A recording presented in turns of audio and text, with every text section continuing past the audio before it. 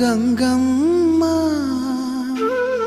కృష్ణమ్మకు చెప్పమ్మ కష్టం కలిగించొద్దని, యమునకు చెప్పమ్మ సాయమునకు వెనకాడొద్దని, గోదారికి కావేరికి ఏటికి సెలయేటికి కురిసేటి జడివానకి దూకే జలపాతానికి నీతో బుట్టులందరికీ చెప్పమ్మా